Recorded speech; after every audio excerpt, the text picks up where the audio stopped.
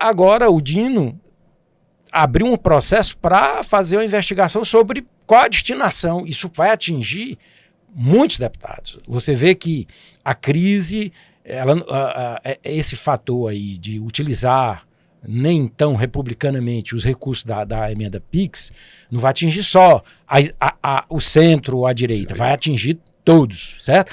Por isso que você vê que o fato de que teve gente de vários partidos que votaram a favor dessa, que a gente vai chamar de blindagem, né?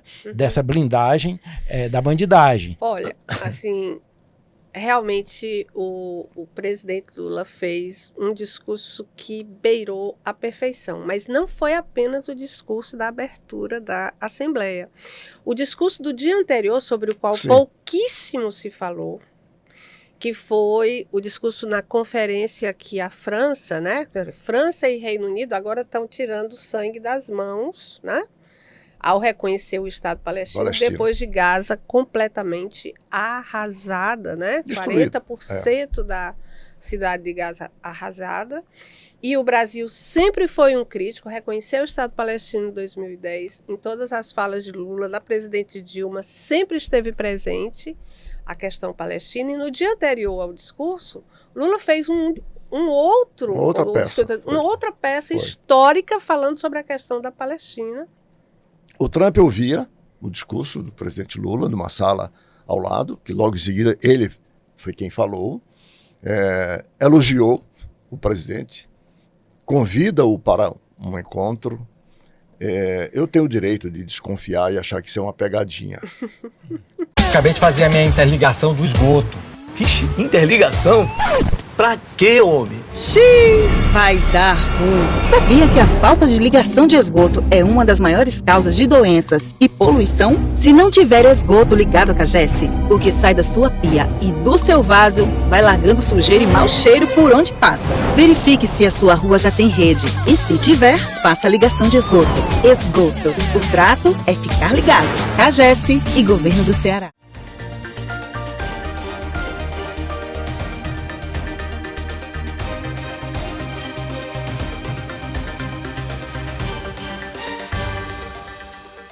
Sob o ponto de vista da mobilização social, o Brasil parece ter acordado na última semana, quando milhares de pessoas foram às ruas, em uma grande manifestação popular que reuniu centenas de milhares de pessoas em mais de 30 cidades e capitais do Brasil.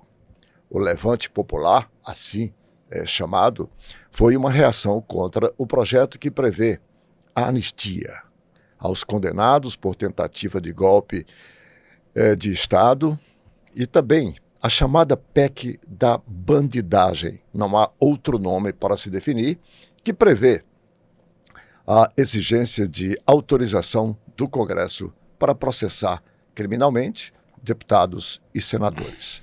A PEC foi aprovada pela Câmara dos Deputados, num regime de urgência urgentíssima, inclusive com a participação, e nós vamos mostrar aqui, de 15 dos 22 deputados do estado do Ceará. Passada esse momento de muita discussão, o passo que nós vamos dar agora será impedir que a mesma seja aprovada no Senado, para que nós não deixemos espaço para a impunidade. A medida dificulta a abertura de processos criminais contra parlamentares e, mais uma vez, os ditos representantes do povo legislaram em causa própria para manter somente a tradição malsã da prática política brasileira. Aumenta ainda a blindagem judicial para os deputados e senadores. A PEC da blindagem, ou da bandidagem, como assim está sendo chamada, não está sendo apenas chamada como foi aprovada no último dia 16, um dia depois, portanto, no dia 17, a Câmara já estava aprovando em regime de urgência para a tramitação do projeto de lei que prevê a anistia aos envolvidos da trama golpistas e aqueles que participaram dos ataques de 8 de janeiro em 2023. A reação popular não demorou. Felizmente, veio no último final de semana, com protestos em todo o Brasil, como dissemos na abertura do editorial, e o mote foi o seguinte: Congresso, inimigo do povo. Para discutirmos estas e outras questões, nos seus vários aspectos, que nós temos hoje as participações dos professores Osmar Pontes, sociólogo, nosso colega, professora Sandra Helena, filósofa, também colabora conosco aqui.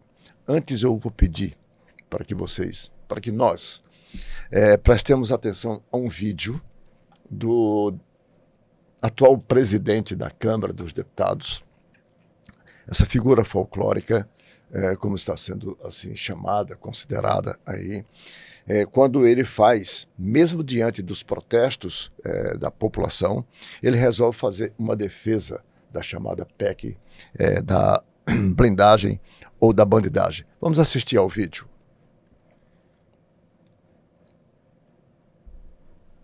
Por crimes de opinião. Nós temos deputados sendo processados por discursos na tribuna. Nós temos deputados sendo processados por uso das redes sociais.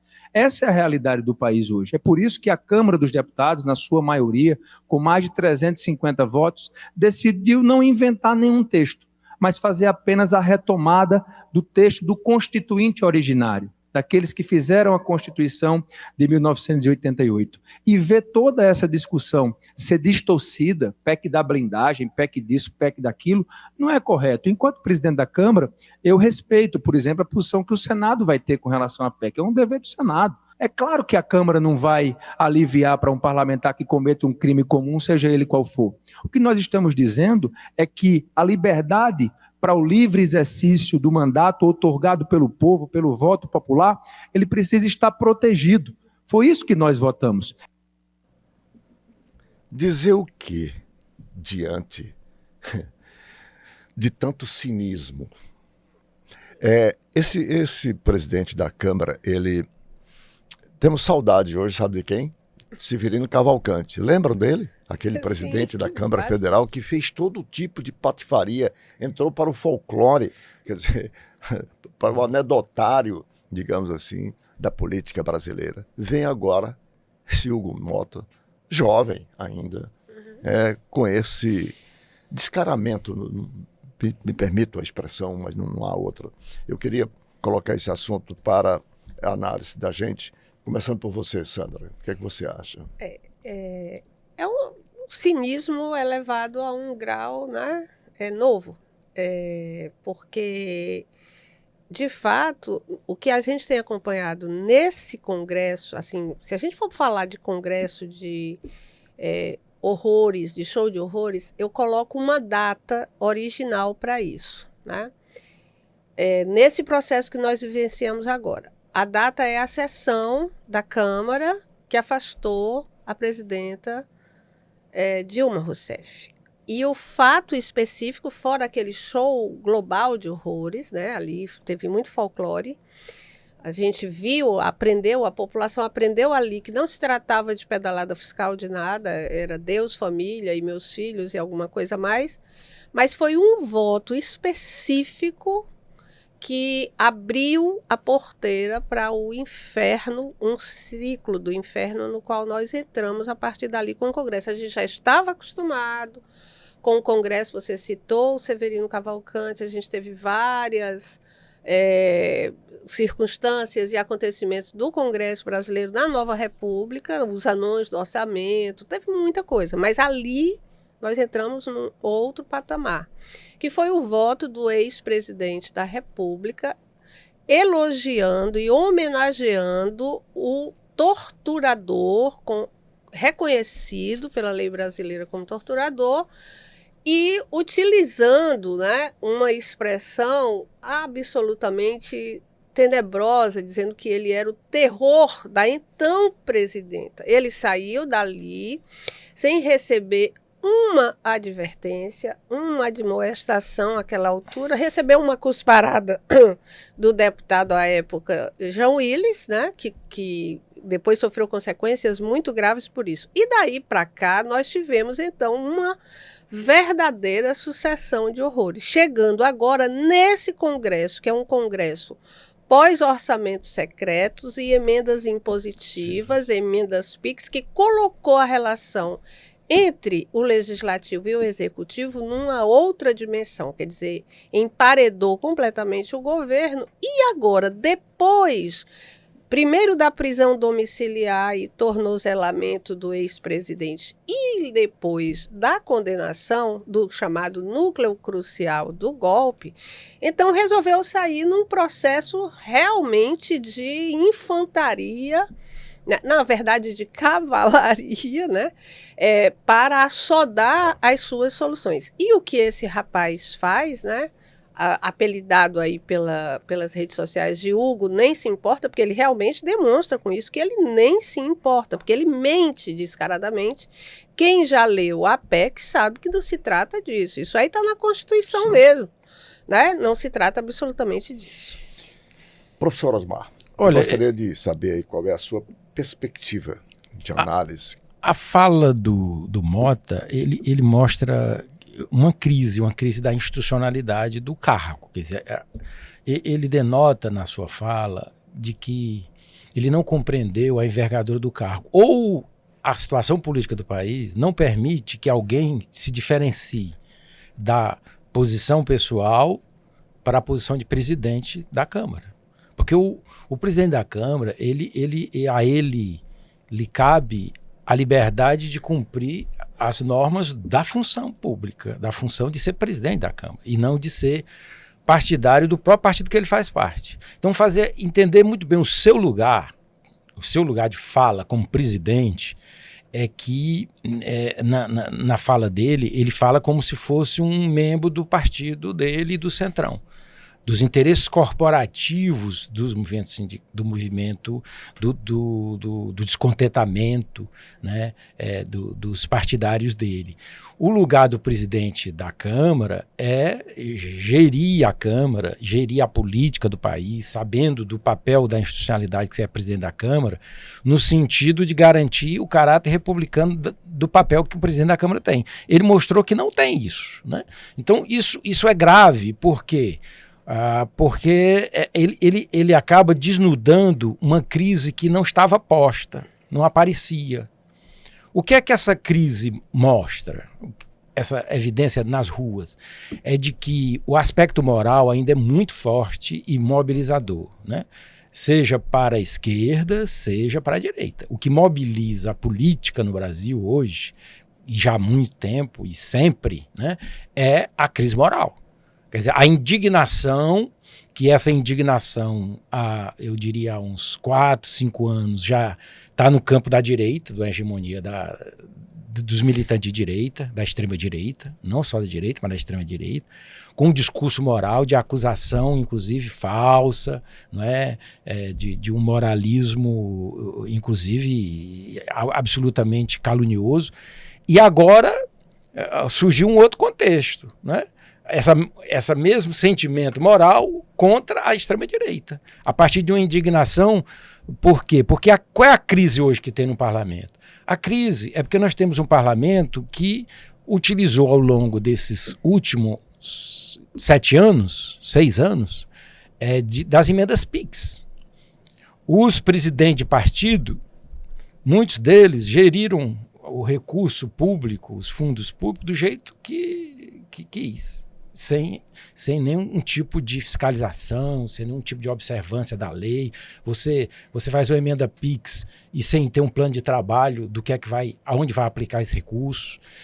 E agora o Dino abriu um processo para fazer uma investigação sobre qual a destinação. Isso vai atingir muitos deputados. Você vê que a crise, esse fator aí de utilizar nem tão republicanamente os recursos da emenda PIX, não vai atingir só o centro ou a direita, vai atingir todos, certo? Por isso que você vê que o fato de que teve gente de vários partidos que votaram a favor dessa, que a gente vai chamar de blindagem, né? Dessa blindagem da bandidagem. E essa crise é uma crise grave, não é? A sociedade percebeu claramente isso.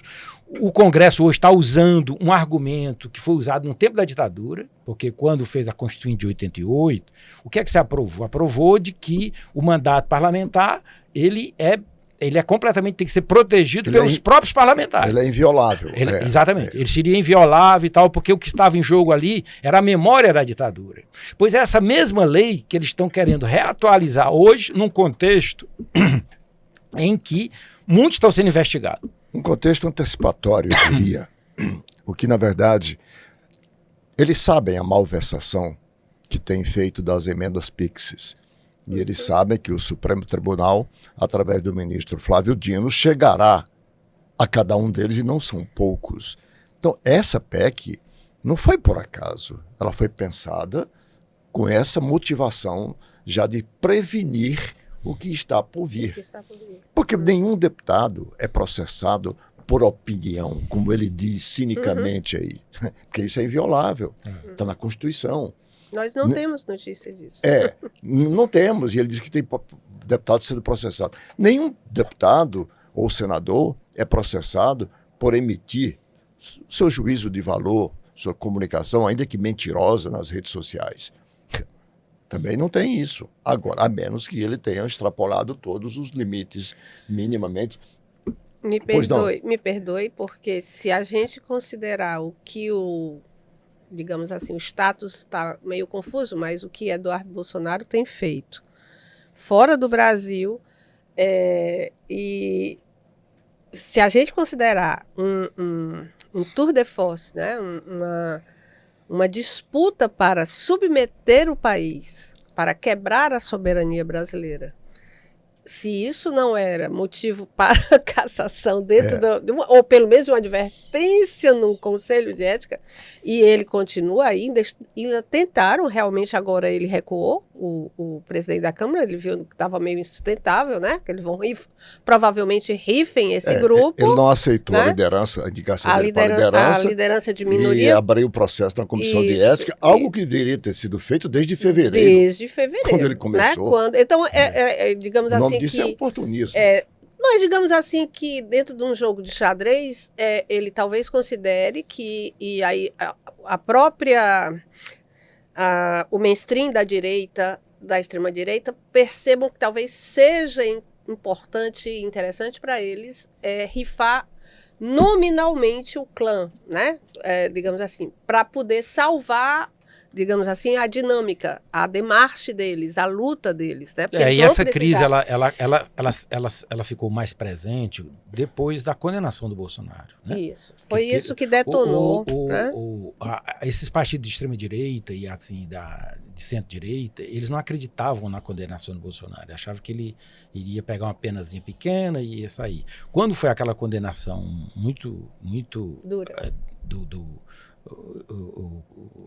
do Congresso, né, do STF, aí gerou um pânico. Ela podia ser também a emenda do pânico, né?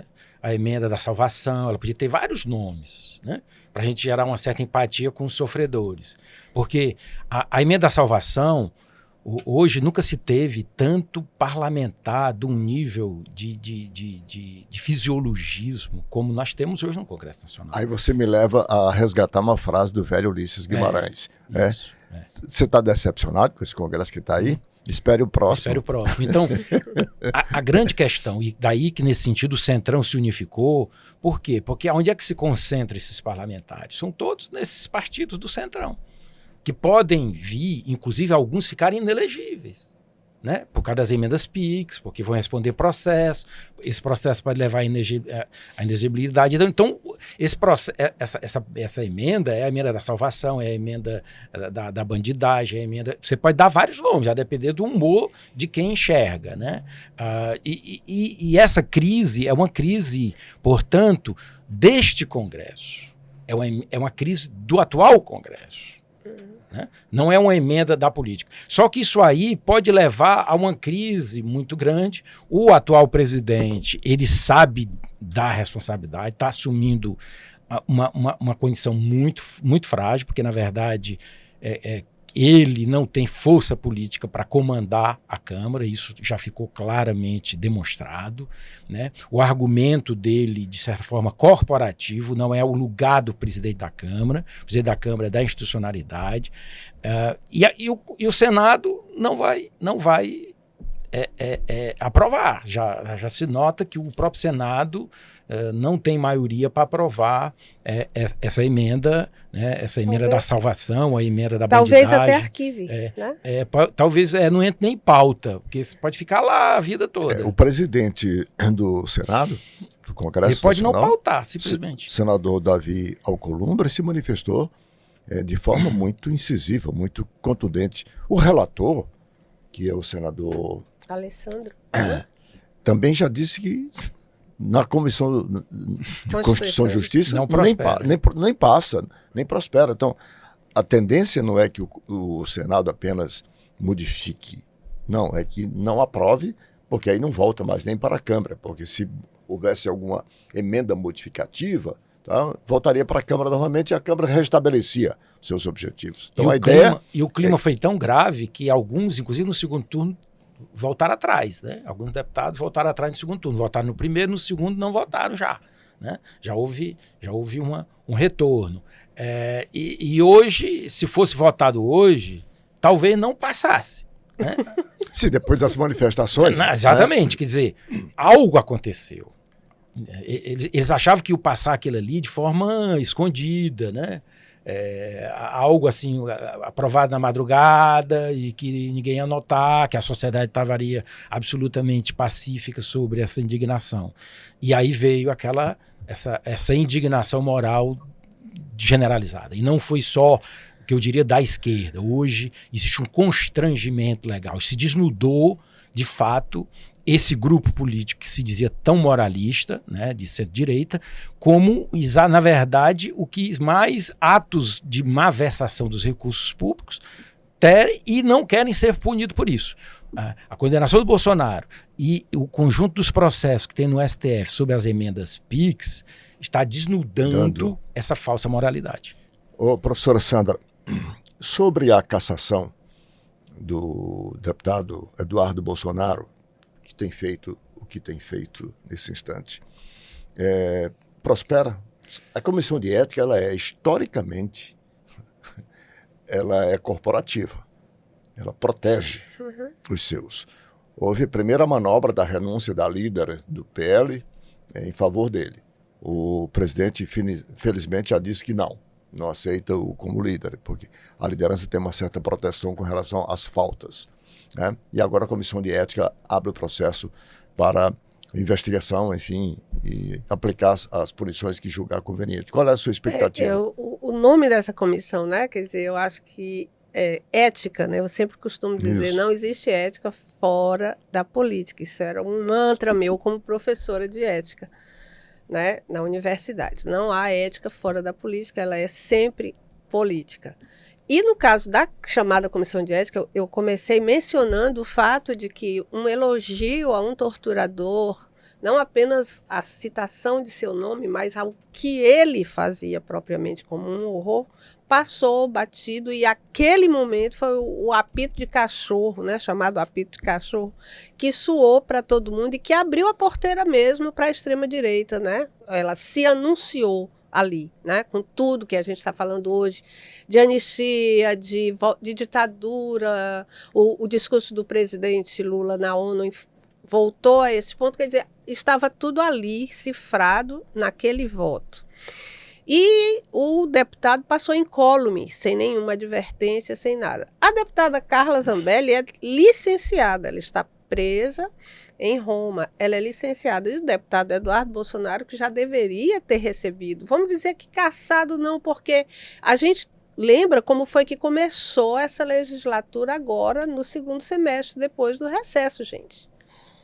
Quer dizer, a gente tem essa situação agora, mas se você voltar, e eu sugiro à audiência, a sua seleta audiência qualificada, que pesquise os projetos de lei que estão tramitando e todos os embates que tivemos no governo Lula III com esse Congresso que está aí. É um Congresso, a relação entre executivo e legislativo mudou substancialmente nessa nova quadra, justamente por conta impositivo e das emendas secretas. O que a gente tinha antes? A gente até fazia uma crítica ao executivo, dentro da perspectiva daquele célebre livro do Agamben, O Estado de Exceção, de uma penetração do executivo no ambiente próprio do legislativo, com medidas provisórias e decretos-leis, governando assim.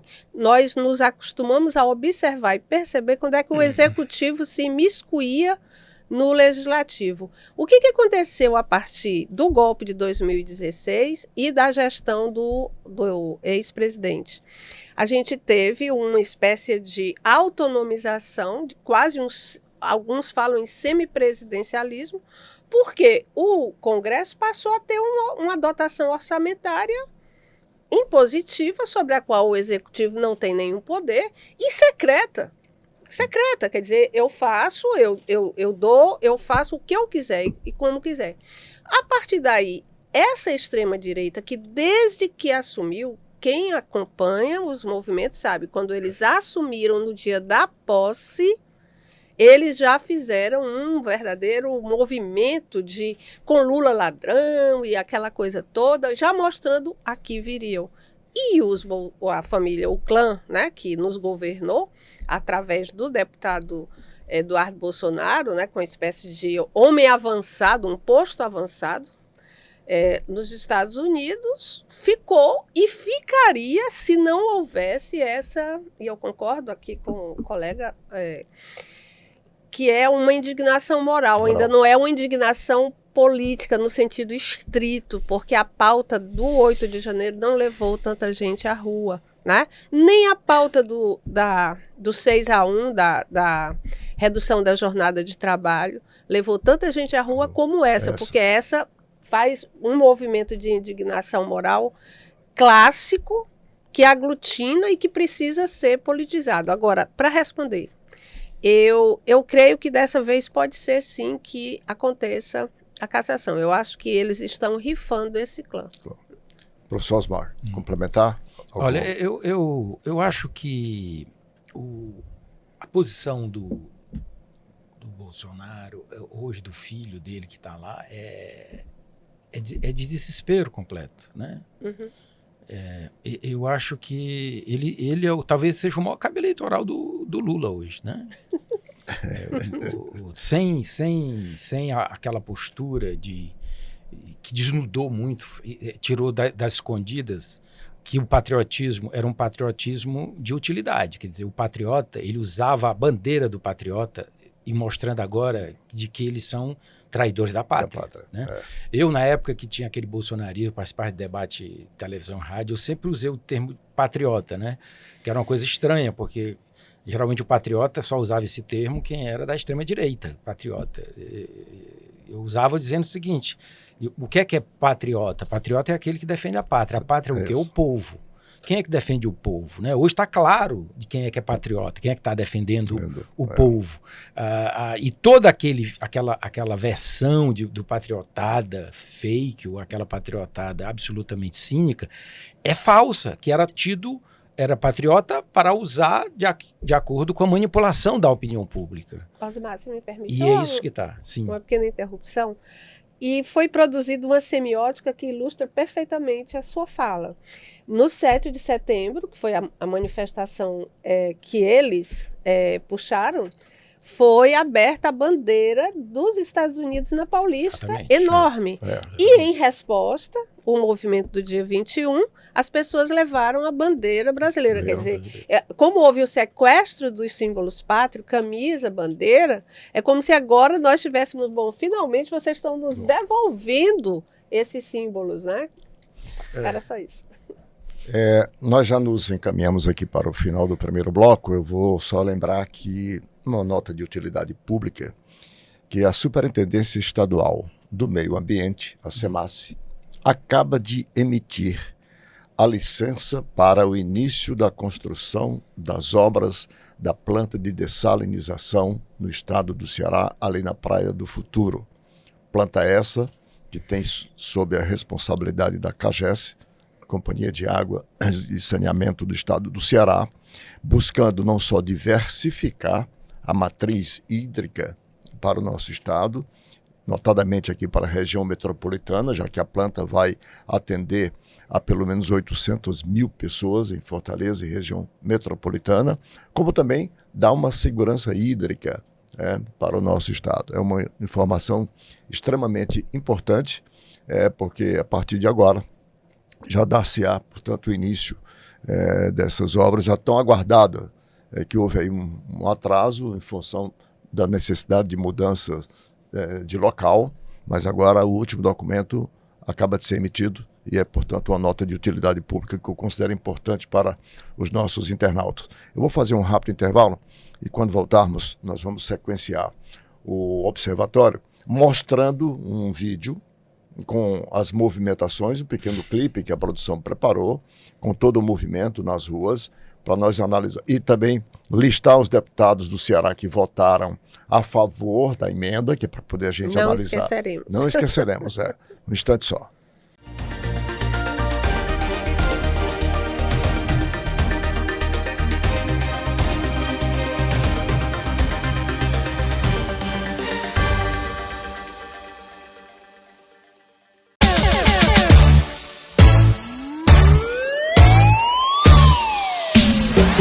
Xiii, vai dar ruim. Jogar óleo ou resto de comida no ralo só vai dar dor de cabeça. Jogar óleo na pia entope o seu encanamento, causando extravasamento de esgoto. Faça o descarte de óleo corretamente. Esgoto. O trato é ficar ligado. CAGES e Governo do Ceará.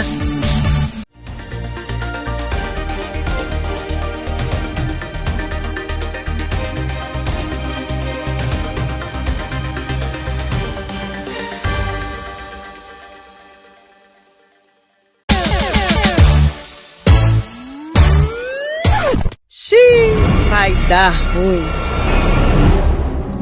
Lixo no vaso sanitário é problema na certa. Jogar lixo no vaso entope as tubulações e ocasiona o extravasamento do esgoto. Lixo que vai certo, não volta. Esgoto. O trato é ficar ligado. CAGES e Governo do Ceará.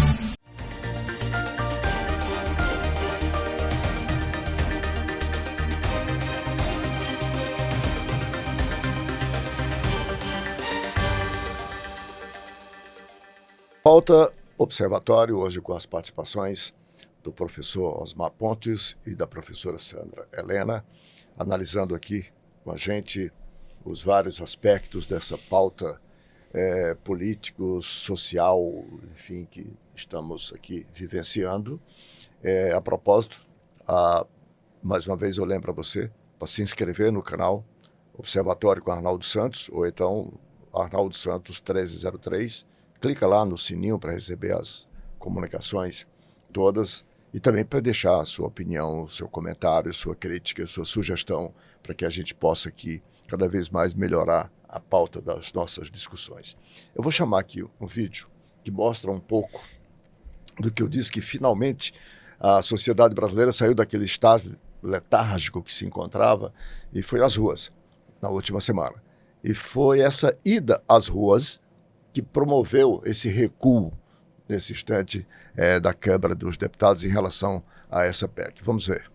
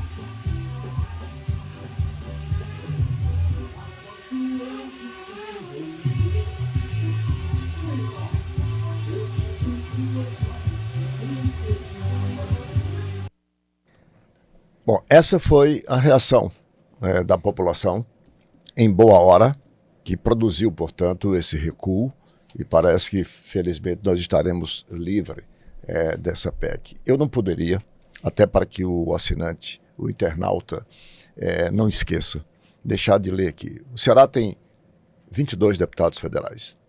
Essa é a sua representação na Câmara Baixa, assim chamada. Desses, 15 votaram a favor dessa PEC da blindagem.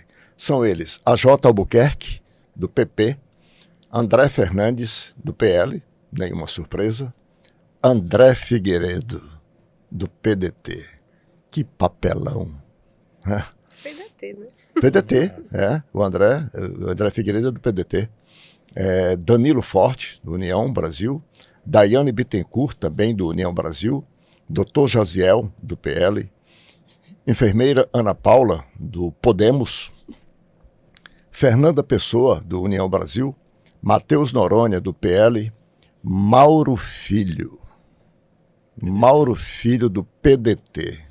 Quem diria no também. segundo turno ele votou contra, né? Votou contra no segundo foi turno. Foi um daqueles que se arrependeu. Se arrependeu. Se arrepender.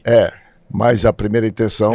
E detalhe, e ele votou no segundo turno, que essa é uma coisa que não está sendo esclarecida, contra o voto secreto. Não foi contra a aprovação. Contra o conteúdo. Não, foi só contra, ele discordou porque era a aprovação da PEC, da blindagem, com voto secreto. Uhum. Ele achou que não, o voto secreto também era demais. É uma forma de tentar... Ele fez um vídeo, inclusive. Uma manobra aí e tal. Moses Rodrigues, do União, Nelinho Freitas, do MDB, Robério Monteiro, do PDT, Yuri do Paredão, do MDB e Júnior Mano, do PSB. Portanto, esses são os que votaram a favor da PEC. É bom também que a gente coloque aqueles que votaram contra a PEC. Luiz Gastão, do PSD, Célio Studat, do PSD, José Guimarães, do PT e Luziane Lins, do PT. Esses foram os que votaram contra. Os demais, José Ayrton Cirilo, Leônidas Cristino e Domingos Neto, estavam ausentes do plenário, portanto, do dia da votação. Eu queria, portanto, colocar isso para a análise de vocês. Osmar, a partir da manifestação das pessoas, que, como eu disse, andavam no estágio assim, muito... cada um no seu quadrado, muito acomodado, nunca mais se tinha ouvido falar de mobilização desse lado. O que é que isso simboliza, na sua perspectiva, nesse instante tão delicado da política brasileira? Eu acho que o fato moral da indignação da PEC, ele criou como se fosse um processo de apressamento. Você nota que nas manifestações todas elas tinham várias bandeiras e diferentes, né? Da anistia, da bandidagem, da PEC da bandidagem, da questão da Palestina, da questão da condenação do Bolsonaro. Quer dizer, um conjunto de fatores, do nacionalismo contra o Trump, que está taxando o Brasil de 50%. Quer dizer, esse conjunto de questões, elas se manifestaram, né? A manifestação, você vê várias frases e símbolos que cada segmento da sociedade é como se fosse um copo que fosse enchendo de gota em gota, e chegou ao momento de transbordar. Né? É um transbordamento de indignação, de impotência da sociedade, e tem uma lição para a política ali, né? Para os partidos políticos, de uma forma geral, né? Eu acho que todos os partidos políticos, eu não tiro nenhuma exceção, né? Eles foram, de alguma forma, pegos de surpresa, né? Porque achava que o conchavo aconteceria ali. Os que são contra, os que são a favor, e ali se resolveria tudo. Pois aconteceu diferente, né? Mesmo os acordos e aqueles que se excluíam a priori e os que já estavam lá conspirando a favor, eles notaram que esse conchavo interno, e aí você vai ver pessoas como o André Figueiredo, que é um excelente deputado, votar num troço daquele, quer dizer, entrar na pegadinha daquela. Né? Entendeu? Então isso aí é algo eu me surpreendi, eu digo sinceramente. Acho que o mandato dele não é isso, né? O André é uma figura, eu conheço ele no nosso tempo de faculdade. O mandato dele, a postura dele como pessoa e como um parlamentar sempre foi uma postura no campo do centro-esquerda. Por isso me surpreendeu. E aí é por isso que eu estou lhe dizendo. Eles todos foram surpreendidos, que eles achavam que ia ficar escondido, que isso ali, alguma justificativa é porque, não, é um acordo para poder afugentar o mal maior, que seria a anistia, viabilizar a anistia, então a gente dá... mas quer dizer que, então ia passar o boi, né? Para depois passar a boiada? Era isso que ia fazer? Porque no fundo era essa questão. No silenciosa, nessa forma, como tem um pior, que é a anistia, a gente passa aqui essa PEC. Quer dizer, essa malandragem, entre aspas, foi descoberta. E ela foi mobilizadora de indignação. Né? De indignação. E que hoje, esse fator de mobilização popular pode dar uma virada desde as premissas morais do eleitor, de dizer, você que é esquerda, não basta ser esquerda, não. Você tem que ter uma conduta, né, do que nós esperamos do papel do deputado do Congresso Nacional. Né?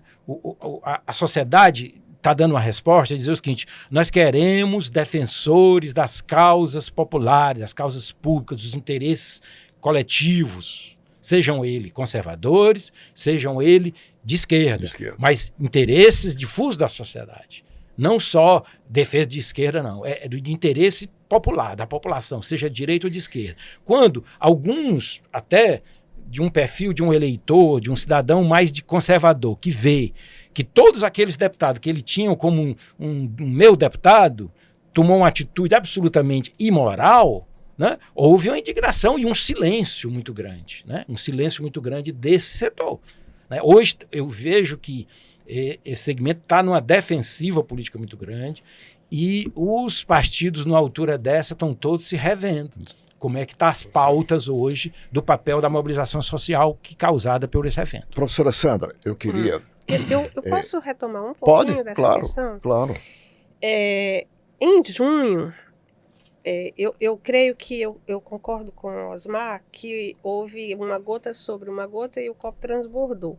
Mas eu, sinceramente, tenho uma dificuldade enorme de acreditar numa ingenuidade desses parlamentares, que é lamentável, porque houve 12 deputados do PT, partido do Estado do governo, né, que, portanto, tem um compromisso moral maior, inclusive um presidente estadual, o Gilmar Tato, né, que votaram a favor e que gerou uma indignação profunda dentro do Partido dos Trabalhadores, no estado do Ceará nenhum. Mas, assim, eu realmente acredito mais na visão do temor das ações do Flávio Dino, porque eu acho que é um xadrez político. E não vamos nos esquecer que em junho, quando o Congresso derrubou o decreto legislativo que aumentava em 10%, cobrava 10% dos ricos para poder financiar a isenção de até 5 mil do imposto de renda para quem ganha até 5 mil, e houve a suspensão desse decreto governamental, quer dizer, foi um decreto legislativo que suspendeu o decreto governamental, ou seja, essa disputa legislativa... Invasão de competências, essa claramente. disputa legislativo-executivo está acirradíssima, o governo praticamente não consegue, tem vetos que são derrubados, e essa culminância foi antes do que aconteceu agora, Arnaldo. Foi em junho, nesse momento, nasceu uma campanha nas redes sociais tão gigantesca, Osmar, que foi a campanha Congresso Inimigo do Povo, com aqueles vídeos de inteligência artificial. Inclusive, o governo começou a utilizar também uma comunicação muito mais arrojada, com gatinhos, com caramelos, mostrando a questão de ricos contra pobres. A coisa ficou num tal nível que o sacrossanto Jornal Nacional, no início de julho, fez uma edição muito, muito cautelosa, pedindo moderação.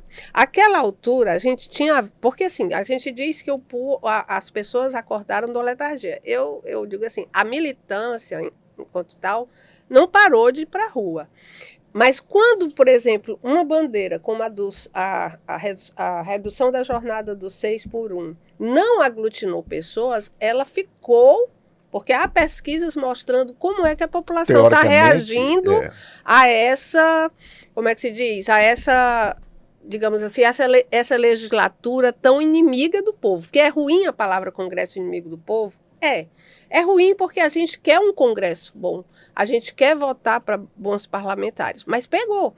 De modo que o editorial da Rede Globo, no Jornal Nacional, que dificilmente faz editorial falando diretamente, o povo diz, pedimos moderação.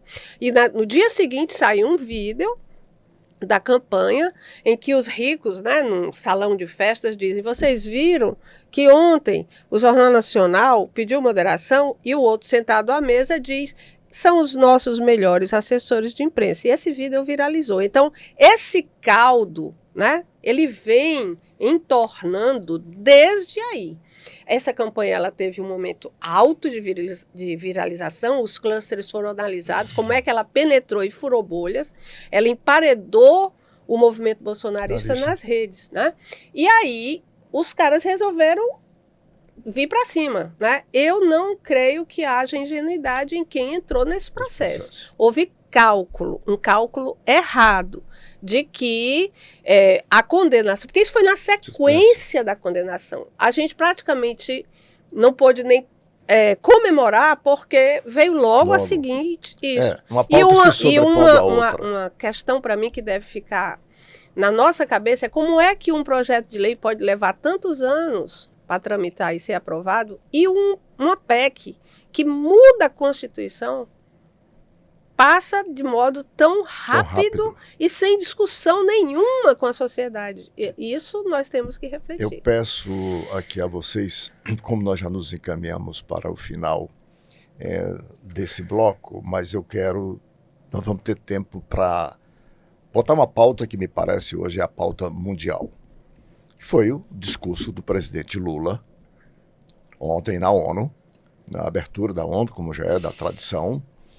O presidente Lula é quem abre e que fez uma fala extremamente altiva, defendendo a democracia, a soberania do país, reafirmando todos os propósitos democráticos, falando dentro da casa do Trump. Aliás, tem uma imagem bem engraçada, o Trump assistindo ao discurso do presidente Lula, onde ele faz as afirmações todas de soberania para o Brasil. Eu vou pedir novamente à produção para a gente mostrar esse vídeo, porque em seguida eu quero colocar para análise de vocês aqui os desdobramentos. Em todo o mundo, forças antidemocráticas tentam subjugar as instituições e sufocar as liberdades. Cultua a violência, exalta a ignorância, atua como milícias físicas e digitais e cerceiam a imprensa. Mesmo sob ataques sem precedentes, o Brasil optou por resistir e defender sua democracia reconquistada há 40 anos pelo seu povo depois de 2 décadas de governos ditatoriais. Não há justificativa para as medidas unilaterais e arbitrárias contra as nossas instituições e nossa economia. A agressão contra a independência do Poder Judiciário é inaceitável. Essa ingerência em assuntos internos conta com o auxílio de uma extrema-direita subserviente e saudosa de antigas hegemonias. Falsos patriotas arquitetam e promovem publicamente ações contra o Brasil. Não há pacificação com impunidade. Há poucos dias, e pela primeira vez em 525 anos de nossa história, um ex-chefe de Estado foi condenado por atentar contra o Estado Democrático de Direito. Foi investigado, indiciado e julgado, e responsabilizado pelos seus atos em um processo minucioso. Teve amplo direito de defesa, prerrogativa que as ditaduras negam às suas vítimas. Diante dos olhos do mundo, o Brasil deu um recado a todos os candidatos autocratas e àqueles que os apoiam.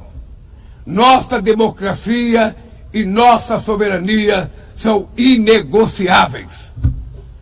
Seguiremos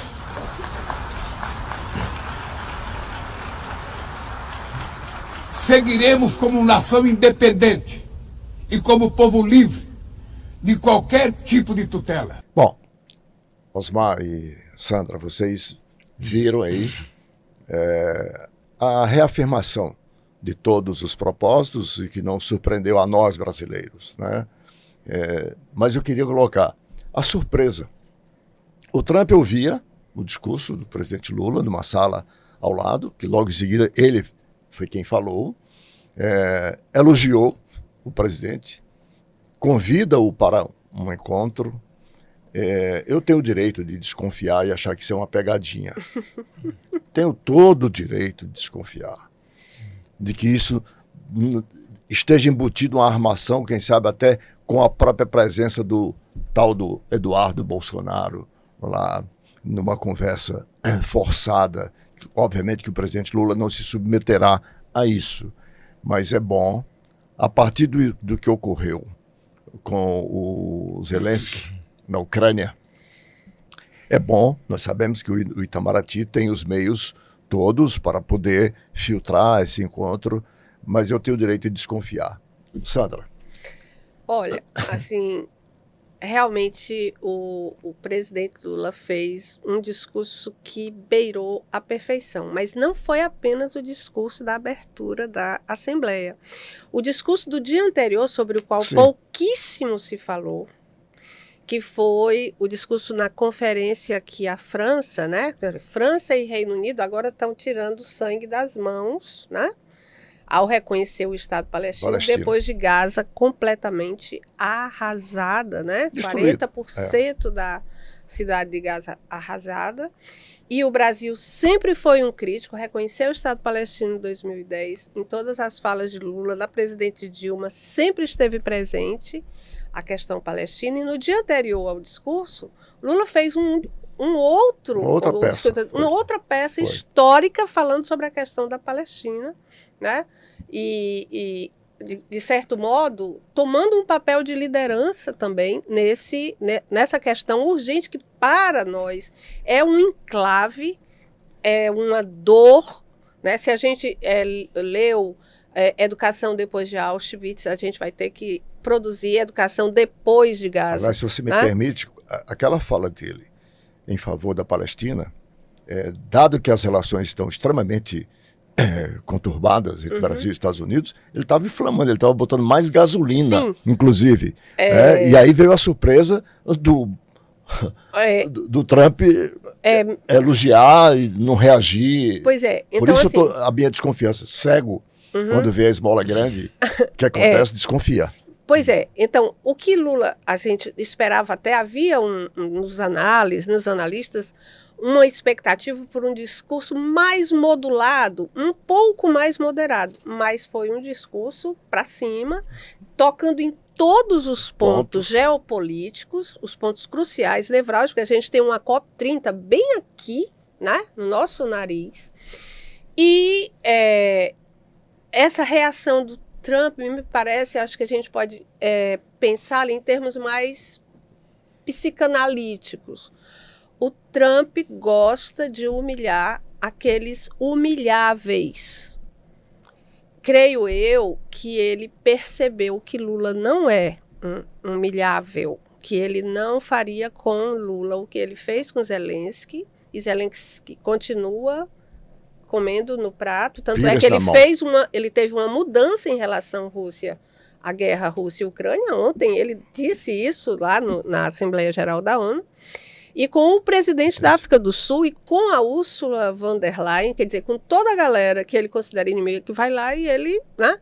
Eu creio que para o empresariado que está sofrendo aqui, o que está sofrendo lá, é importante que haja um contato, uma ponte de diálogo, mas eu creio que o Brasil e o Itamaraty não vão permitir que Lula seja tragado nessa pegadinha, né?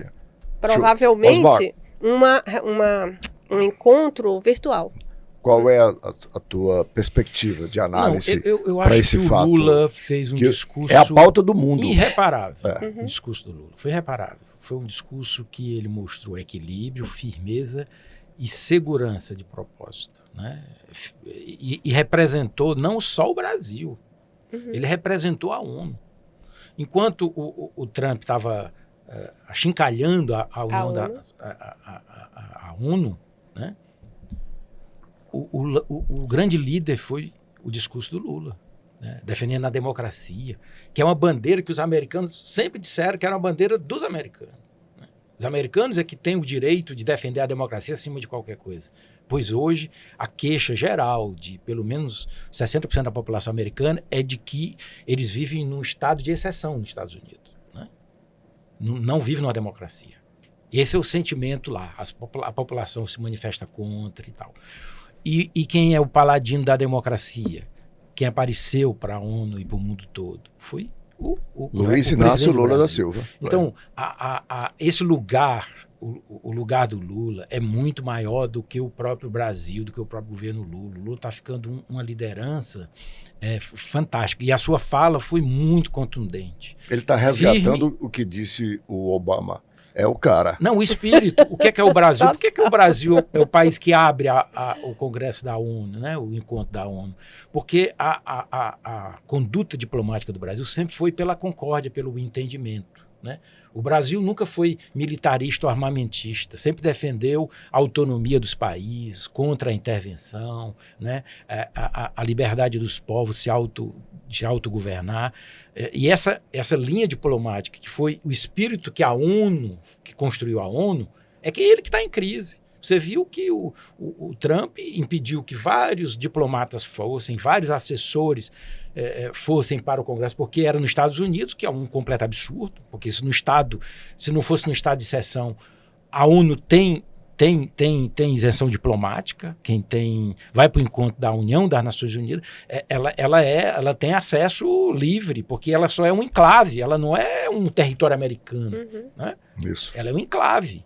Mesmo assim, eles tiveram aquela postura absolutamente totalitária de impedir que algumas pessoas vieram. Como impediram, inclusive, que o premier da Palestina fosse, né? Ele teve que falar com uma live, não aceitaram que ele entrasse, né, nos Estados Unidos. Padilha aqui, o Padilha, mas o Padilha não tinha nada a ver com aquilo, né? Eu estou dizendo assim que estava diretamente a ver com esse evento.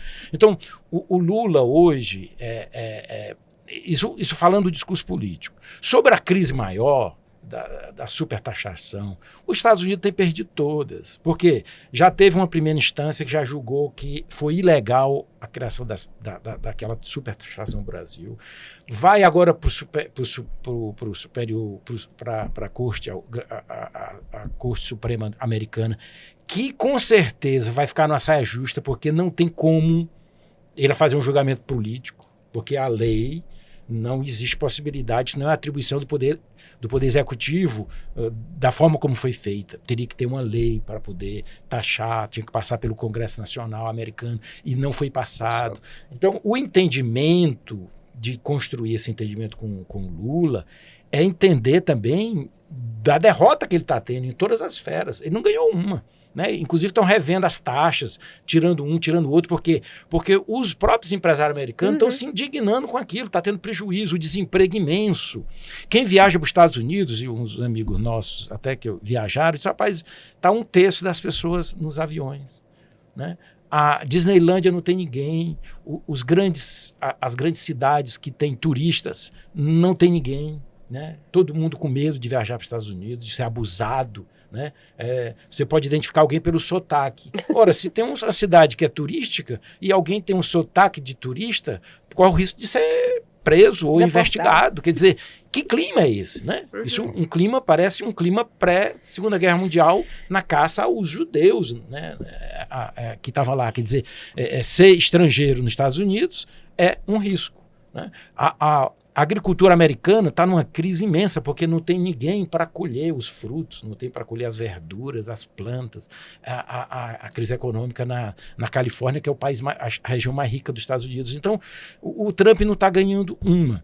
Alguns acham até que não sabe nem se ele chegará ao fim desse mandato dele. O próprio Obama já está dizendo: eu serei candidato na próxima. Por quê? Porque o Trump pode aprovar uma lei no Congresso, mudando e dando direito a ele à reeleição. Né? Aí o Obama diz: se vai ter reeleição, então eu serei candidato, porque eu também agora vou poder ser candidato. Então, a crise americana é imensa e eu acho que isso é muito mais o que o Trump fez com o Lula, muito mais fruto disso do que uma coisa fake. Porque é fake, pessoal. Não existe uma crise daquela dimensão política, econômica, que uma fake resolva. A crise é imensa. O mundo todo está contra o que acontece nos Estados Unidos. Bom, nós, infelizmente, a temática é muito boa e o tempo acaba passando muito mais rápido. Eu tenho que encerrar. Antes, porém, eu tenho mais uma nota de utilidade pública aqui sobre a CAGES, que acaba de premiar a aluna Isabelle de Lima, aluna da Escola de Tempo Integral Antônio Girão Barroso, lá no Janguruçu, pela conquista do primeiro lugar nacional na modalidade de redação das Olimpíadas da Água. Uma aluna do Janguruçu, portanto, morando ali às margens daquele antigo aterro, daquela escola.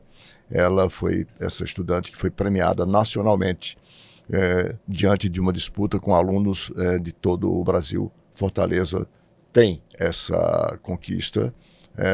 Parabéns a Isabelle. Parabéns a Isabelle. Parabéns aí ao cuidado que o Estado tem tido com a melhoria na qualidade da educação dos nossos jovens e adultos. O professor Osmar, a professora Sandra, muitíssimo obrigado pelas riquíssimas contribuições de vocês. Um minutinho aí para os comentários finais. Bom, você nos traz essa notícia de opinião pública e é bom lembrar que nós estamos vivendo um momento aqui no Brasil, né, um hiato de muita batalha, de muita luta, mas também de muita conquista. A gente está tendo a oportunidade de fazer uma comparação entre duas gestões governamentais, estaduais, municipais, e de avaliar com muita cautela, porque daqui a um ano nós estaremos novamente escolhendo presidente, governador e, sobretudo, o Congresso, os parlamentares. Nós precisamos pensar, porque o que está acontecendo agora nesse Congresso é um sinal muito claro de que a gente tem que repensar o modo como nós elegemos nossos parlamentares. Vamos tentar contrariar a máxima do Ulisses Guimarães. Vamos tentar melhorar. Está decepcionado agora? Espere o próximo. Vamos tentar melhorar. Não vai ser fácil, não né? será. Mas... Osmar. Olha, eu acho que a gente tem que ser sempre otimista, né? Eu acho que a sociedade, quando ela, principalmente as lideranças políticas, elas começam a ter uma narrativa pessimista, de que tudo está mal, como se fosse um caminho para construir o futuro. Isso vai construir um péssimo futuro, né? Eu acho que a gente tem que sempre ver o futuro. O debate da nossa sociedade, eu acho que é interessante. Nós estamos em agendas muito importantes. Você está falando da água, é um recurso preciosíssimo. Nós estamos na região semiárido e o Ceará é um dos maiores exportadores de fruta do Brasil. Talvez não seja o maior. E aí gestão de recursos hídricos. É uma questão, uma pauta fantástica e importante que nos motiva como política pública e que vai pautar, porque nós vamos ter não só a água para o consumo humano, mas nós vamos ter agora os data centers, que é outra vitória importante, né, que o Ceará conquistou para ser um grande centro tecnológico e que também vai usar recursos hídricos. Então nós temos que repensar como nós destinarmos os recursos que nós temos e como a notícia da dessalinização da água. Eu acho que nós estamos vivendo num estado que cada vez mais, ao mesmo tempo, assume os desafios e procura essas soluções. Aliás, o Brasil inteiro, através das suas companhias de água e saneamento no país, o Brasil está olhando para Fortaleza, porque vai ser a primeira experiência de planta de dessalinização. É essa que a CAGES está construindo e que a SEMASSE acaba de emitir, portanto, o licenciamento dos impactos ambientais para começar. Porque não há como. São Paulo já está sob racionamento, diminuição de pressão, começou anteontem, a semana que passou. Quer dizer, a matriz terá que ser diversificada. E o mar está aí, para que com a tecnologia hoje se domina no mundo inteiro. Então, Fortaleza é pioneira, vai virar referência, digamos assim, para outros estados, para outras companhias. Com essas colocações, finalizamos mais uma edição do Observatório. Aqui debatendo essa pauta, que certamente é a pauta nesse instante da ordem brasileira e mundial, como colocamos aqui. Agradecendo a você, internauta, pedindo que você se inscreva em nosso canal, Observatório com Arnaldo Santos ou Arnaldo Santos 1303. Muito obrigado e até um próximo Observatório.